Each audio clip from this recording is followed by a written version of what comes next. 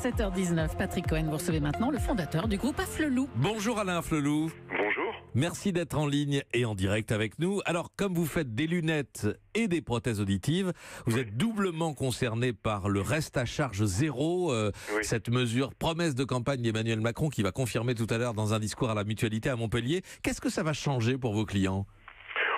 Disons, pour les moins fortunés, ça va être un confort très important puisque le RAC 0 va permettre à des gens de porter des lunettes correctes avec des verres assez sophistiqués qui aujourd'hui sont vendus en option et sans avoir à débourser quoi que ce soit s'ils ont une mutuelle de qualité. Voilà, et pour les appareils auditifs, c'est encore beaucoup plus important puisque le reste à charge aujourd'hui peut aller jusqu'à 600, 700, 800 euros, ce qui est énorme. Et donc effectivement, beaucoup de gens hésitaient à s'équiper en face du problème financier. Donc ça va changer pour les clients de manière très importante. Je rappelle le principe, vous devrez proposer à vos clients un produit de base au prix fixé par l'État et qui sera intégralement remboursé par la Sécu et les mutuelles. Ces produits lunettes ou audioprothèses, Alain Afflelou, vous les avez définis déjà ? Oui, mais on les a. Vous les avez déjà ? On en dispose. Pour les lunettes, on augmente le prix du remboursement total de la lunette complète, monture et verre. Les montures et les verres de lunettes. En verre simple foyer, ça va jusqu'à 95 euros. Et selon les puissances, ça peut monter au-delà. En progressif, 190 euros. C'est quasiment, dans certaines catégories, le tarif de vente. Il s'agit de verres sophistiqués, puisqu'ils doivent être traités anti-reflet. Ils doivent être résistants en polycarbonate ou en verre indestructible. Et ils doivent être également bien surfacés. Donc, et pour les appareils auditifs, on a des appareils sophistiqués qui seront remboursés, pris en charge intégralement. Et des appareils qui non seulement doivent bien évidemment augmenter le volume, mais doivent avoir sur 8 options possibles de sophistication, ils doivent en posséder 5. Et les appareils seront vendus 1300 euros prix maximum, et en 2021, ils seront vendus beaucoup moins cher. Ils seront vendus beaucoup moins cher, oui, c'est le point sensible, parce que les aides auditives sont très chères en France, ça peut aller jusqu'à 3 000, 4 000 euros la paire, on peut faire baisser les prix Même plus, oui. Là, en 2022, l'appareil de base, mais qui est déjà très sophistiqué, coûtera 900 euros prix maximum.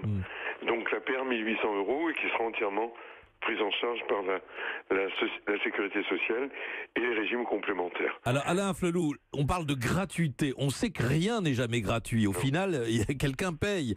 Qui va payer ? Qui sera mis à contribution Alors dans un premier temps, la sécurité sociale, qui augmente ses remboursements, même si c'est pas très significatif, c'est important.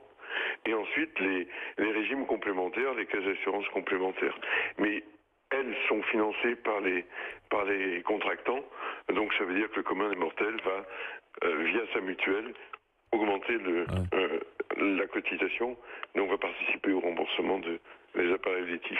Oui, parce que dans la petite vidéo qu'on a entendue dans le journal de 7h, Emmanuel Macron dit je demanderai des efforts aux mecs qui font des lunettes, aux types qui font des verres. Alors vous êtes le type qui fait des lunettes et qui fait des verres, donc vous allez faire des efforts aussi.